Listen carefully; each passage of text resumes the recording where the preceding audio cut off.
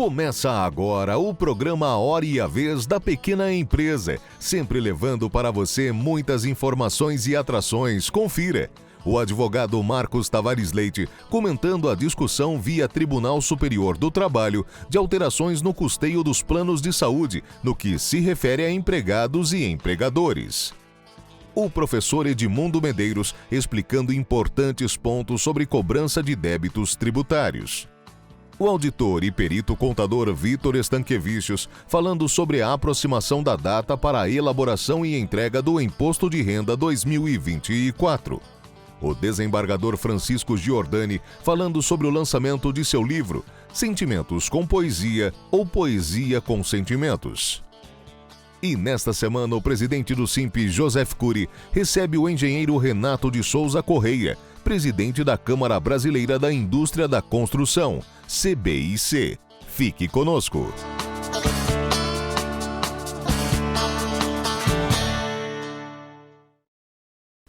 As administrações tributárias em todo o Brasil, seja a administração federal, estadual ou municipal, adotam um script muito parecido para a cobrança de débitos tributários. E esse script começa com o apontamento do débito do contribuinte, seja ele pessoa física ou pessoa jurídica, no próprio sistema da pessoa jurídica de direito público que cobra o tributo. O que acontece na sequência, evidentemente, são procedimentos adotados com a finalidade de forçar o pagamento do débito pelo contribuinte. E o que tem crescido em todos os níveis de governo é a adoção do protesto da dívida para que, então, o contribuinte, empresa ou pessoa física, se movimente no sentido de regularizar a sua situação, realizando o pagamento, realizando o parcelamento ou, eventualmente, até buscando uma solução judicial para esse débito cobrado pelo órgão estatal. Então, com o objetivo de reduzir esse grande estoque de processos, o Conselho Nacional de Justiça entendeu que, se uma execução fiscal, seja ela federal, estadual ou municipal, ela se encontra há mais de um ano parada, sem uma movimentação relevante, e não foram, por outro lado, encontrados bens do devedor, seja pessoa física ou jurídica, o juiz poderia, então, sendo uma execução de baixo valor, de até R$10.000, extinguir essa execução fiscal. Esse tipo de medida, ou pelo menos parecido com esse tipo de medida, já foi adotado pelo próprio governo federal anos atrás, quando ele entendeu que débitos com a Receita Federal inferiores a R$20.000 não deveriam, num primeiro momento, serem judicializados, até que eventualmente crescessem e ultrapassassem esse patamar mínimo de R$20.000. O entendimento do Conselho Nacional de Justiça, evidentemente, fará com que muitas execuções de até R$10.000 sejam, então, extintas. Ocorre que, evidentemente, isso não altera a necessidade de que os contribuintes que estejam sendo executados, até por valores inferiores a R$10.000, mas que já tiveram seus bens penhorados, ou que já tiveram, por exemplo, promovido aí alguma medida no sentido de parcelar esse débito, continuem atentos à necessidade de adotar uma solução para a extinção dessa dívida. Vejam, a decisão do Conselho Nacional de Justiça não determina uma extinção automática de qualquer execução de baixo valor. Essa decisão estabelece que, preenchidos alguns requisitos, essa extinção pode acontecer. Então, é importante que os empresários, os microempresários que eventualmente se enquadrem em situações parecidas, verifiquem o melhor caminho para a solução desta pendência tributária. É possível, sim, que a solução encaminhe-se no sentido de extinção da cobrança, porém, se os requisitos não estiverem sendo preenchidos, essa cobrança ela continuará normalmente, né? Então, empresas que tiveram bens penhorados, que tiveram valores bloqueados em conta, né? Essas execuções elas não serão extintas, elas prosseguirão até final resolução com o pagamento do débito ao órgão que estiver realizando a execução federal, estadual ou municipal.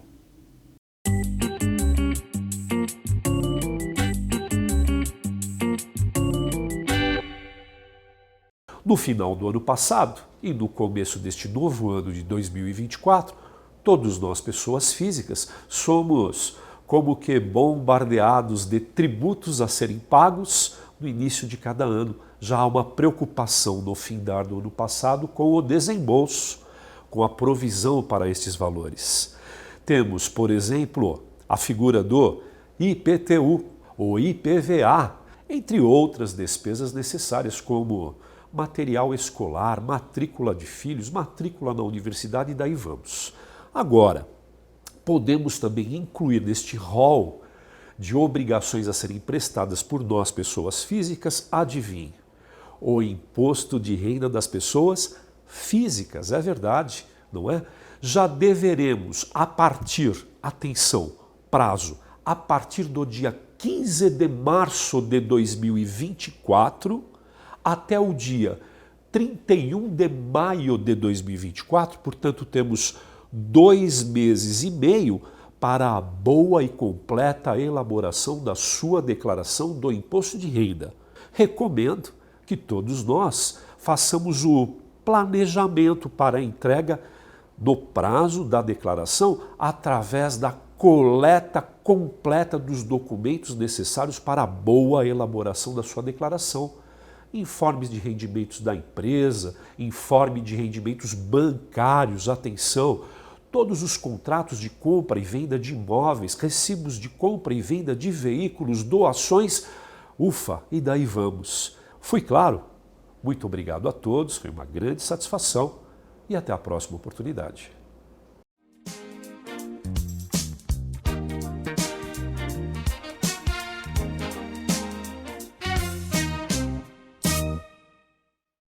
O Tribunal Superior do Trabalho, nesse início de ano, vai discutir as alterações no custeio dos planos de saúde, questão das empresas e seus empregados. O que quer dizer isso? Muitas empresas concedem aos seus trabalhadores o plano de saúde, ela mesmo arca com esses custos do plano de saúde e ele pode fazer a utilização. Mas muitas vezes há necessidade de alteração desses contratos de plano de saúde se trabalhar com uma outra operadora. A questão em pauta trata de uma situação em que havia um plano de saúde e agora há ainda um plano de saúde ao empregado, aquele trabalhador, mas com um sistema de coparticipação. O que é essa coparticipação? Em que pese o empregador continuar pagando pelo plano de saúde, algumas atividades, como internação e alguns exames, eles devem ser pagos parcialmente pelo beneficiário. No caso, o empregado que está sendo beneficiado pelo plano de saúde. A discussão é se a empresa poderia fazer uma alteração no sentido de que aquela coparticipação que não era necessária no regime ou na operadora anterior, passa agora a ser exigida. Portanto, o tema vai nesse sentido. No Tribunal Regional do Trabalho da 2ª Região aqui em São Paulo, a decisão é que se a empresa não tinha opção, ela tinha a necessidade de alterar a operadora pelo vencimento do contrato, por questões licitatórias, coisas desse tipo, ela não pode ser culpada, não vai arcar com esse custo. Porém, isso ainda vai ser analisado agora no Tribunal Superior do Trabalho e vai verificar se realmente isso é um prejuízo ao trabalhador que deve ser ressarcido ou arcado pelo empregador ou se realmente era uma questão que fugia do controle das partes. Nós vamos acompanhar esse julgamento. É importante manter todos os empresários bem esclarecidos sobre essas questões e benefícios concedidos aos seus empregados para que tenha segurança jurídica, tanto ao lado do empregador, como também para o seu empregado. Saber o que é devido, saber como poder trabalhar conjuntamente. É dessa forma que o SINP quer orientar, gerando segurança jurídica e mantendo a microempresa e empresa de pequeno porte regular e formal.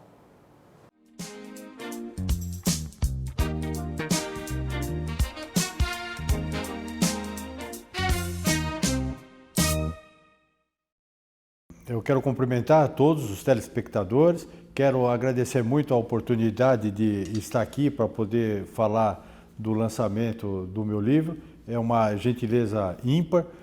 O pessoal até estranha porque se trata de um livro de poesias feito por alguém que é ligado ao direito, né? Eu sou operador do direito do trabalho. Fui da justiça boas décadas e agora retornei para a advocacia. Mas, como eu falo no livro mesmo, eu acho que o direito, a poesia, eu até brinco, e o fado tem muita coisa em comum, né? Todos dizem respeito à vida, às aflições, às esperanças, aquelas coisas todas. E eu também brinco, como eu sou descendente de Camões, né? Meu pai era português, e eu gostava de ler quando eu era pequeno Dom Quixote de La Mancha. Dom Quixote tinha aquela dama imaginária dele, a Dulcinea de Toboso. Então eu sempre gostei de fazer poesias, poemas e tal, e fazia para mim, né? Aí eu vi que há um tempo atrás, vários juízes lançaram um livro de poesia. Falei, bom, mas se eles lançaram e eu tenho aqui as minhas poesias, então eu vou lançar também, né? Sentimentos com poesia ou poesia com sentimentos, né? E tem até a interrogação, porque eu acho que são duas coisas intimamente ligadas também. Eu espero que se interessem, esse é o meu objetivo e também por isso eu agradeço.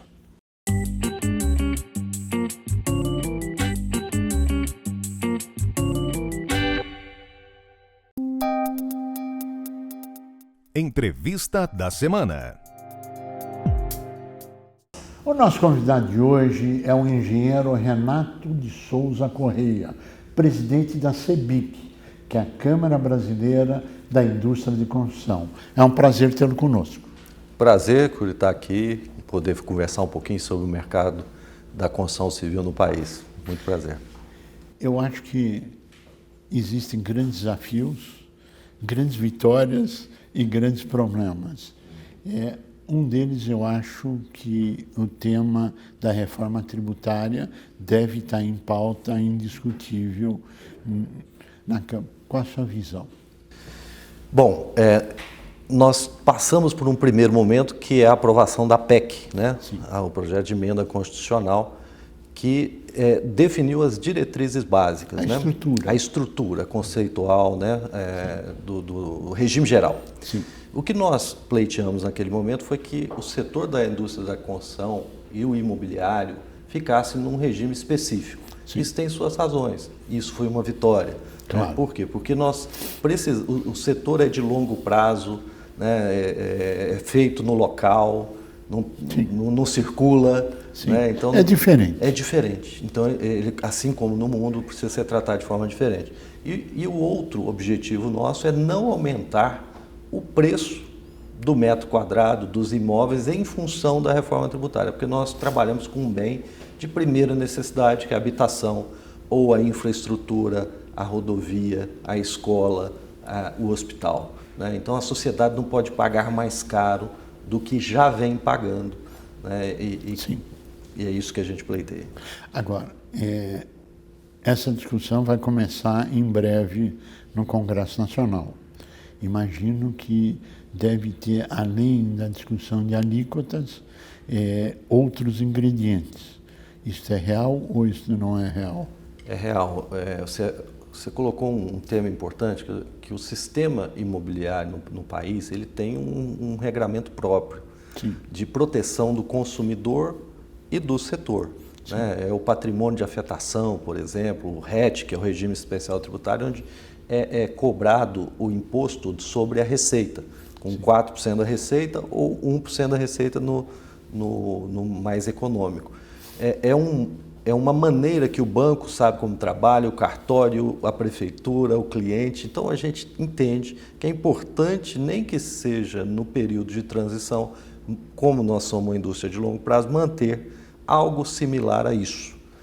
E como opção, entrarmos num regime não cumulativo, que é o do IVA, com uma alíquota que seja adequada a não subir os preços. Basicamente, se eu puder explicar muito sucintamente, o que a gente entende, que a gente vai começar a discutir agora, é isso.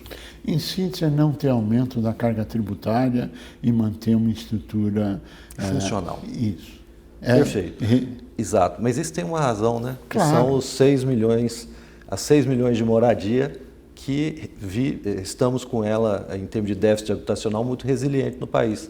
Desde 2009, nós estamos falando de 5, 6, 7 milhões. Sim. E essa indústria, ela precisa de ter essa organização preservada para não piorar e sim buscarmos zerar esse déficit ao longo do tempo, né? O que é que falta para que haja uma redução desse déficit habitacional?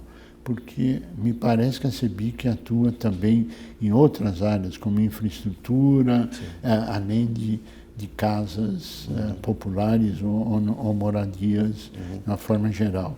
Qual o maior desafio? Olhando para frente, o que você gostaria? Se a caneta fosse sua, o que você mudaria?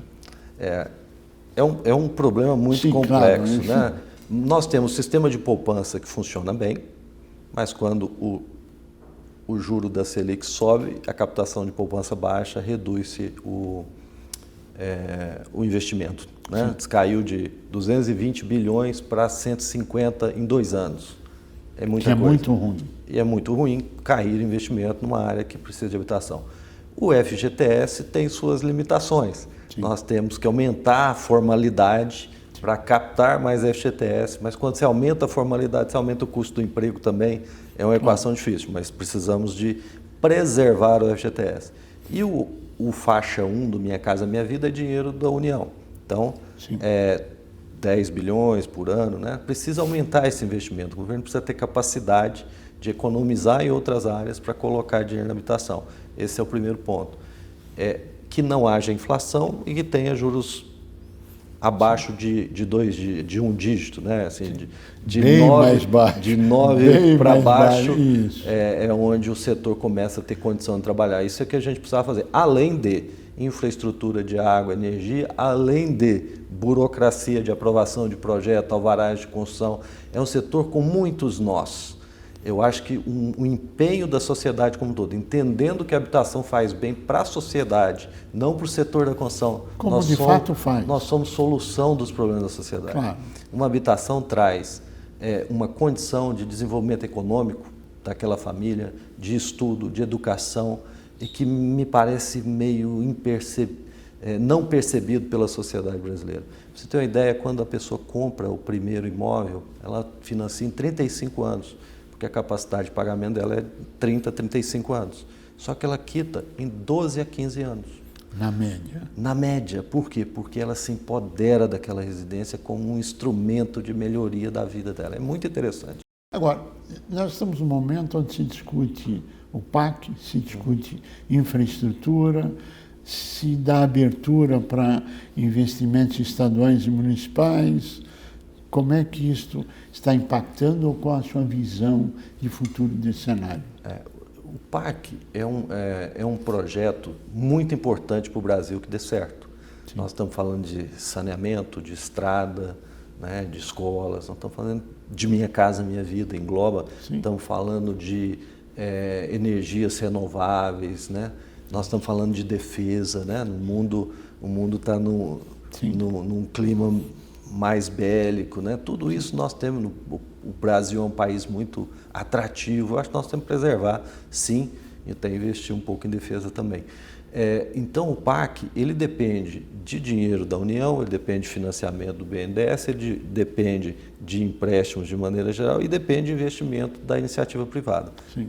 Aí é onde nós precisamos melhorar as condições do ambiente de negócio. A CEBIC trabalha nisso, que aumentemos os investimentos e a melhoria do ambiente de negócio no setor da indústria da construção e no país como um todo.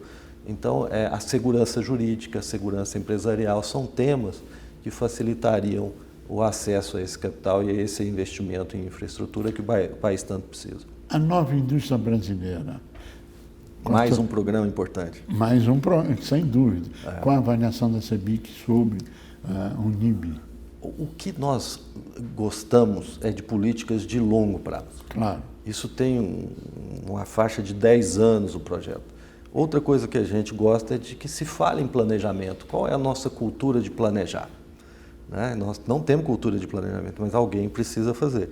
É uma iniciativa que envolveu 20 ministérios, 20 setores diferentes, mais o BNDES. Construiu-se uma hipótese de melhoria da indústria. Esse é um ponto muito positivo que nós temos que valorizar. Segundo, não existe bom plano com mau acompanhamento que dê certo.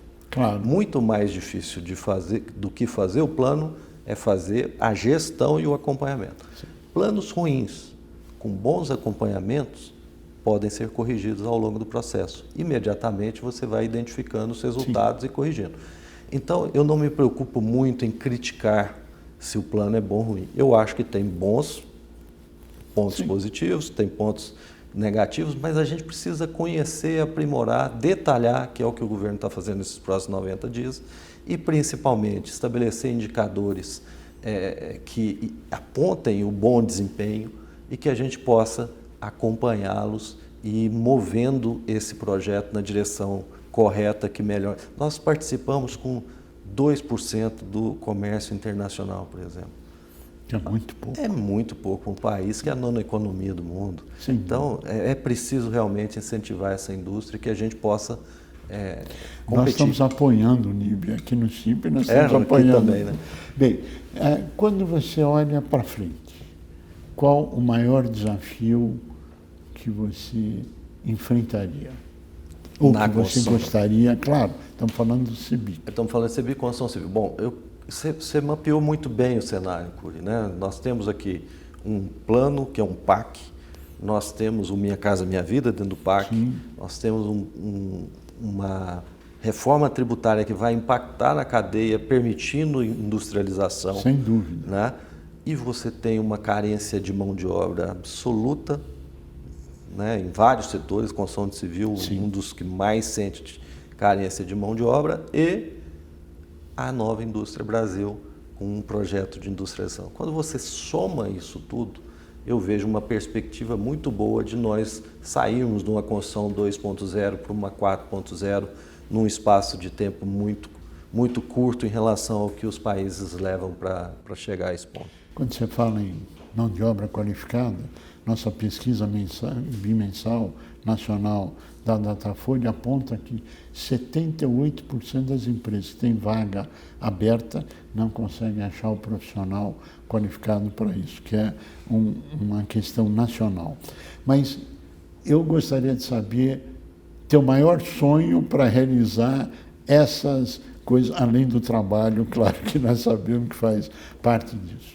Um dos meus maiores sonhos é falar: o déficit habitacional do país está resolvido e todas as pessoas têm água tratada e esgoto na porta. Eu acho que isso é que move o espírito da CEBIC de oferecer ao país solução para esses problemas estruturais. Infelizmente, estamos chegando ao final do nosso tempo. Eu pediria tuas considerações finais. Não, muito é agradecer a oportunidade de estar debatendo, de trazer ao público aqui essas informações, né? E de chamar a atenção que a construção civil é solução do problema da sociedade brasileira. Nós precisamos entender isso e buscar mecanismos de facilitar o desenvolvimento dessas obras para atendimento das pessoas. Esse é o meu terceiro sonho. Engenheiro Renato, nós queremos agradecer muito a sua participação, ao seu trabalho, o trabalho da CEBIC, da sua equipe, para que os investimentos, para que as obras, para que todo o trabalho benéfico para a sociedade se realize na infraestrutura, em todos os campos. E desejar que os governos entendam a necessidade da parceria poder público, setor privado, solução dos problemas da sociedade. A você que esteve conosco, o nosso mais profundo agradecimento. Com a certeza que estaremos juntos na semana que vem. Até lá!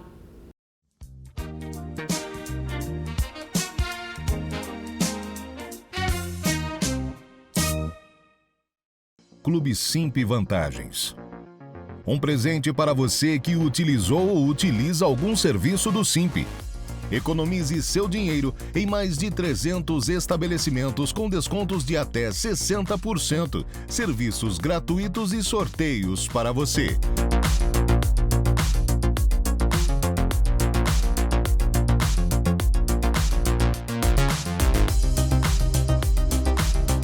como fazer? Acesse clube.simp.org.br e preencha o formulário e pronto. Acesso totalmente gratuito e fácil.